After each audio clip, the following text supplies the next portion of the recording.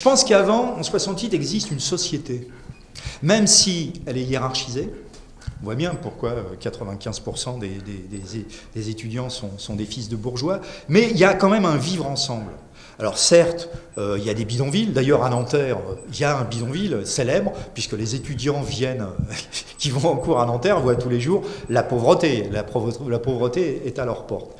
Mais il y avait une société qui me paraît mieux structurée qu'elle l'est maintenant.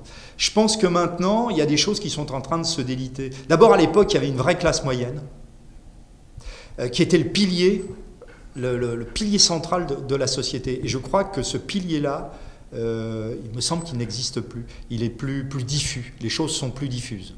Je pense qu'on a besoin d'une remise à plat sur, je dirais, les grands piliers sociétaux du pays. Et ça, on ne sait pas le faire, je crois. On ne sait pas le faire. Voilà.